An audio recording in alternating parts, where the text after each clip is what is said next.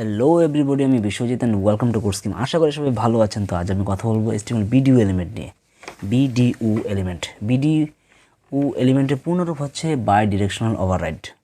অর্থাৎ HTML BDO element টেক্সটের direction বা দিকে ওভাররাইড করার কাজে ব্যবহৃত হয়। এর DIR নামে দুটি অ্যাট্রিবিউট আছে। একটি অ্যাট্রিবিউট আছে যার দুটি ভ্যালু গ্রহণ করে, একটি হচ্ছে LTR আর একটি হচ্ছে RTL। LTR মানে হচ্ছে লেফট টু রাইট এবং RTL মানে হচ্ছে রাইট টু লেফট। ঠিক আছে, চলুন এবার আমরা প্র্যাকটিক্যালি একবার দেখে নিই।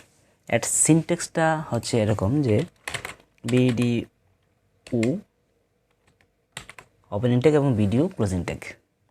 এর মধ্যে আমরা যা লিখব,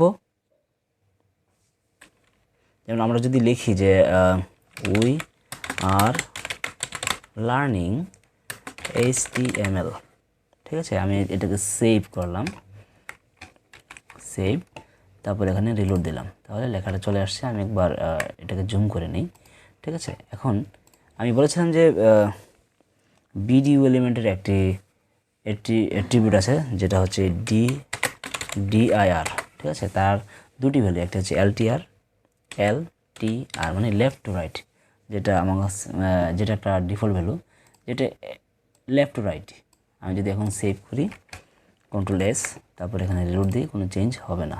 কিন্তু যদি আমি এখানে RTL দিই, RTL, এবং সেভ করি এখান থেকে, সেভ, এবং এখানে রিলোড দিই, তাহলে লেখাটা উল্টে যাবে এরকম যে লেফট টু, যেমন উই ARER লার্নিং HTML।